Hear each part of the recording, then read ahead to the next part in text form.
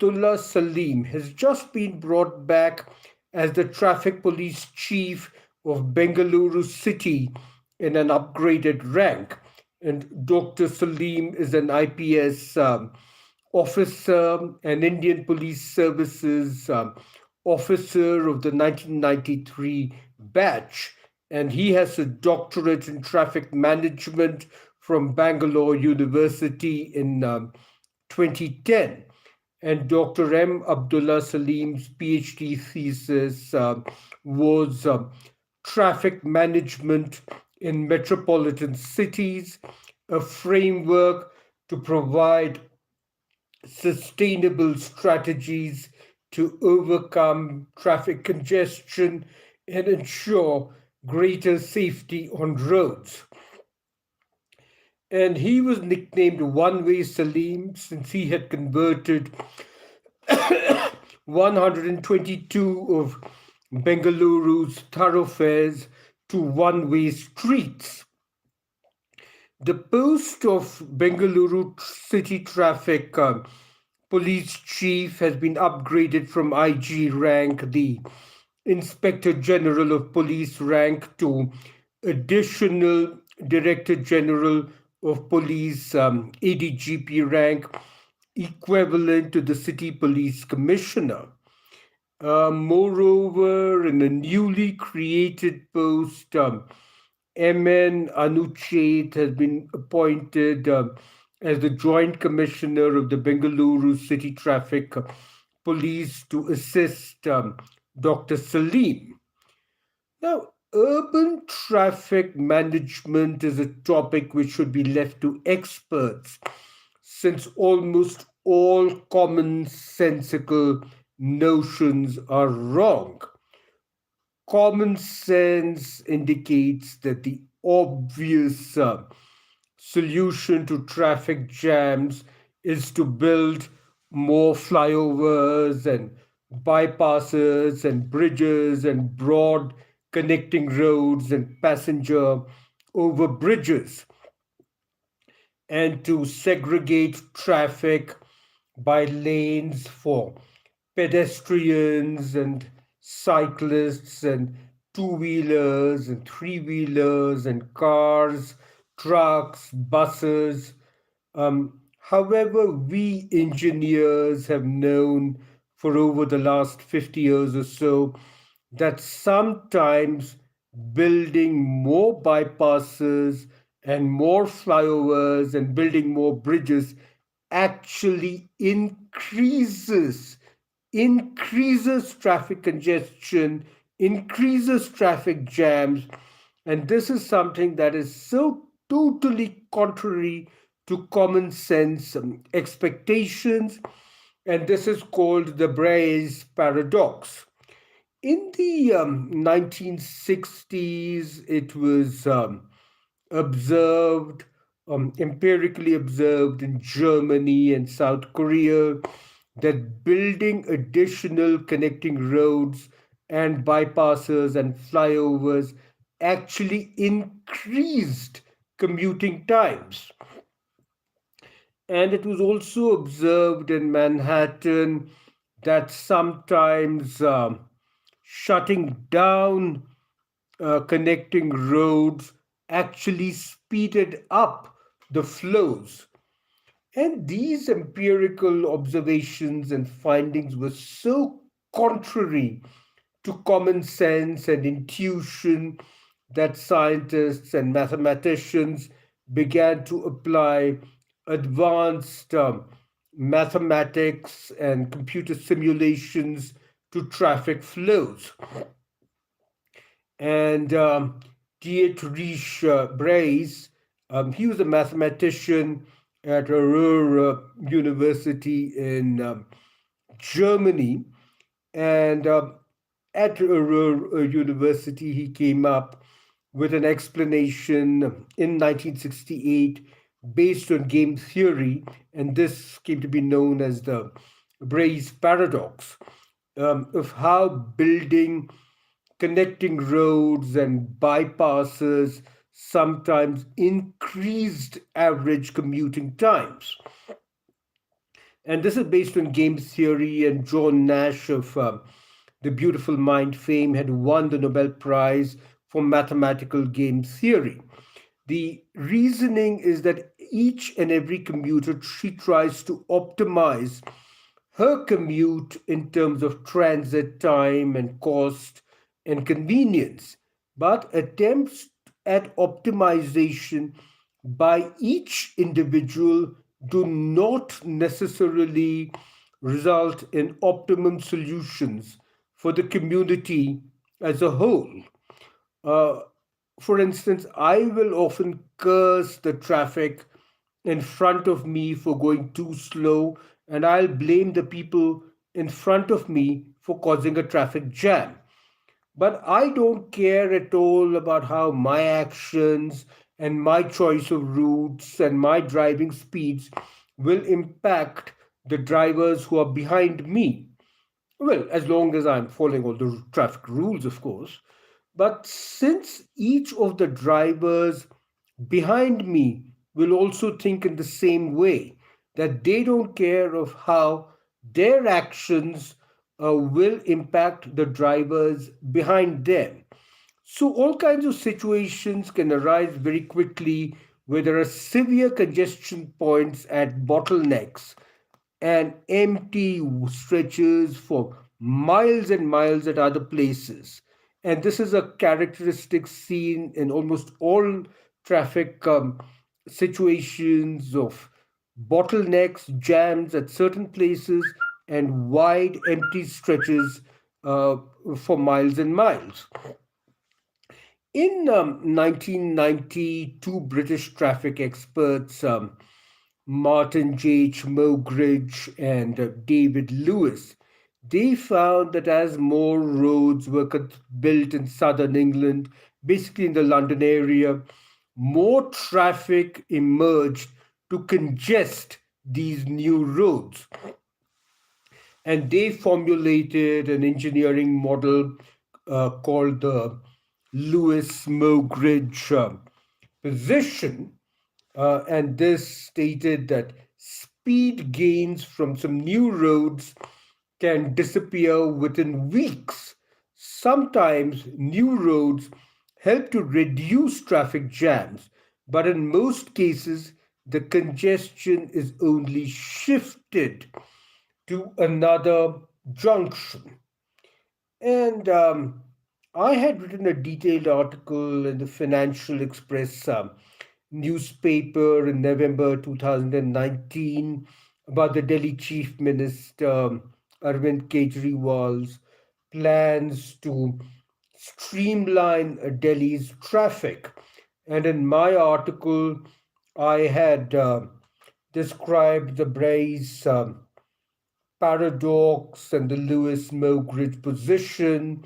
And I had pointed out that in the instances of the Barapula flyover and the Dholakua flyover and the Noida DND and then the NH18 at Mahipalpur and Gurugram, that the congestion had only shifted to another junction and that the bottlenecks had been created at the ends of the flyovers, especially at the entrance ramps.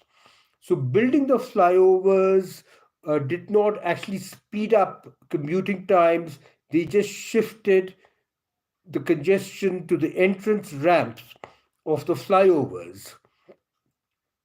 And in recent years, leading international traffic researchers, Anthony Downs, John Michael Thompson, Arthur Cecil Pijou, and Frank Knight, they found and they wrote in a research paper improvements in road network can make congestion worse if the improvements make public transport more inconvenient. And they went on in their research paper, the equilibrium speed of car traffic on a road network is determined by the average door to door speed of equivalent journeys taken by public transport.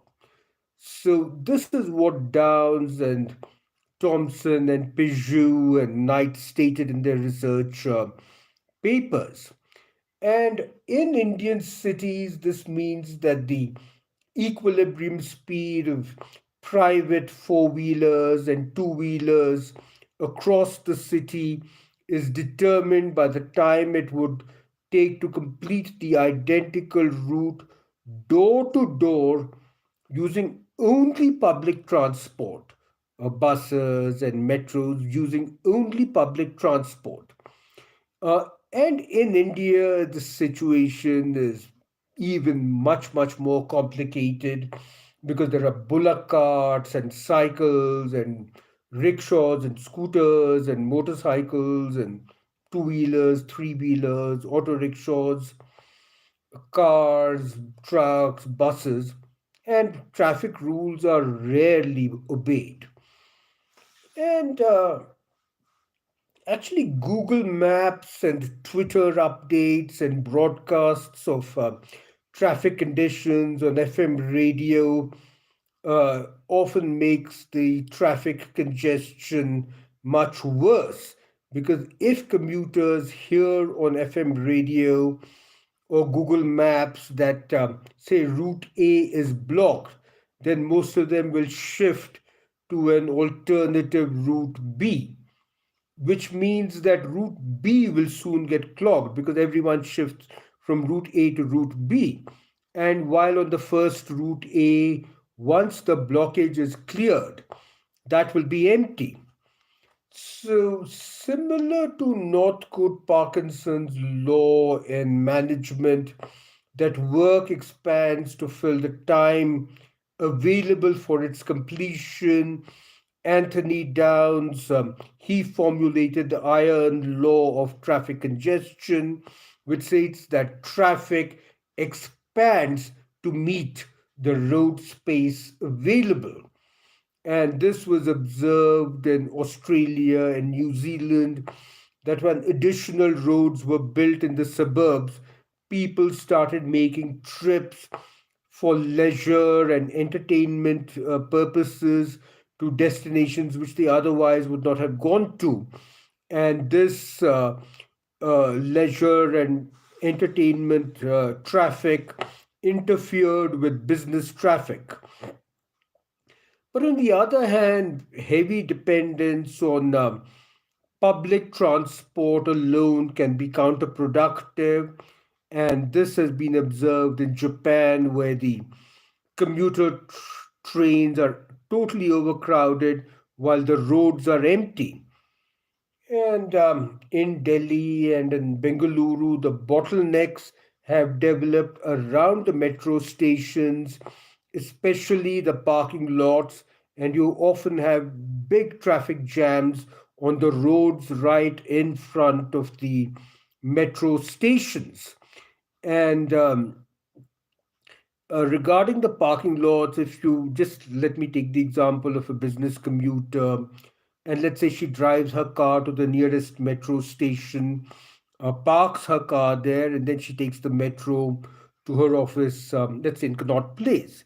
Now, if you compare the door to door commuting times from her house to her office, what she might gain by taking the metro in Delhi might more than get negated by the long time it takes to find a parking spot in a crowded parking lot, and coming in and out of the parking lot and just getting into the metro station and out of the metro stations.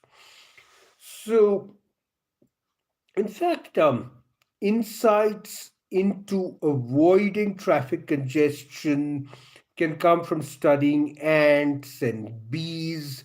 Yes, ants and bees, especially ants. And scientists at the University of Toulouse and in France, and the University of Arizona in USA, and the University of Adelaide in Australia, they found that, and they wrote in a research paper that traffic jams are ubiquitous in human society, where individuals are pursuing their own personal objectives. And they went on that this is one reason why merely just widening highways doesn't reduce human traffic congestion. And they said there's an inherent conflict of interest between what benefits us commuters personally and what benefits us collectively. So the result is at least 30% longer commute times. And then they studying the movements of vehicles and humans walking across bridges, and then they compared it with ants crossing bridges. So these researchers they concluded in their research paper, when humans are walking or driving, the flow of traffic usually begins to slow when the bridge occupancy reaches 40%. But ants, on the other hand, show no signs of slowing even when the bridge occupancy reached 80%. So individual ants quickly adjusted their behavior in a manner designed to benefit all the ants as a whole. So this is what the scientists at the University of Toulouse and the University of Arizona and the University of Adelaide stated in their research paper. And this is the essence of the mathematical game theory which is behind the Bayes paradox, which is that each commuter tries to optimize her own interest in terms of the shortest transit time and convenience and lowest cost without any concern for other commuters. But what is optimal for each individual in a society is not necessarily what is the best for society as a whole. And this is the essence of the prisoner's dilemma and other game theories like the battle of the sexes game or the stag and hare game. However, when ants move, such as when, go to sugar and food sources and back to their hives, each individual ant adjusts its route and its speeds to optimize not for itself, but to optimize for all other ants in its ant hive as well. So there is a very delicate, mathematically determined balance between public transport and private transport, and the congestion is usually at the last mile, at the person's origin and the commuter's destination. For instance, if you take a car driver, the time taken for a car driver to find a parking spot at his destination or just to get out of his apartment complex might actually be longer than the time spent on the arterial main roads, on the main avenues, on the main roads.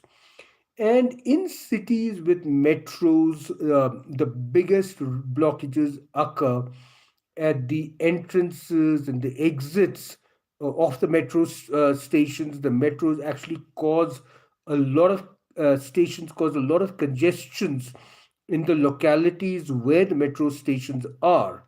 And the time taken to enter and exit the metro stations might actually be longer than the time saved by traveling in metros. So, blindly building more connecting roads and bypasses and flyovers in the naive belief that these will ease traffic congestion, it only serves to make a few selected contractors very, very wealthy. And contractors keep exerting political pressure to build more flyovers and bridges and roads and to add buses. And this might not necessarily ease traffic congestion, as might be very naively believed by the public and by the decision makers in local governments. The actual traffic patterns and the local Indian conditions need to be measured very accurately. And then the proposed roads, the metro routes, and bus routes They need to be carefully modeled and simulated on supercomputers before these roads and flyovers are actually built. And a solution which might be brilliantly successful in Jayanagar or Indira Nagar might turn out to be a total disaster in Malleshwaram or in MG Road.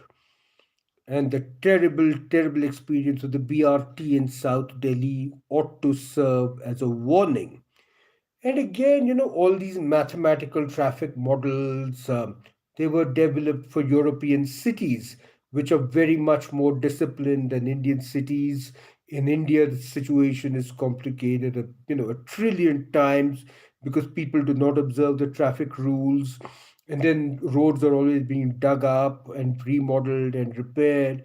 And then you have the variety of traffic of pedestrians and cyclists and rickshaws and two-wheelers and three-wheelers and cars and buses and trucks. And interestingly, this Brai's paradox also works in basketball and football. In the mid 1990s, it was found that when there was this star basketball player, Patrick Ewing, when he was off the field because of injury or because of fouls, his New York team actually ended up playing much, much better when he was off the field. And this is also you passing in football and basketball can be modeled as traffic flows. So, making the best possible decision on the football field at each instant, the best pass, the best kick, or the best throw in basketball at each second, does not necessarily mean that it is the optimal strategy over the entire length of the football match or the basketball match. So please subscribe to my YouTube and Instagram video channels. Please connect with me on LinkedIn and on Twitter and Facebook pages. My Twitter account is at RVP. So please subscribe to my YouTube channel. Connect with me on Twitter account at RVP and on LinkedIn and Facebook. This is Ravi Visvesvaraya, Sharada Prasad saying goodbye. Have a great day.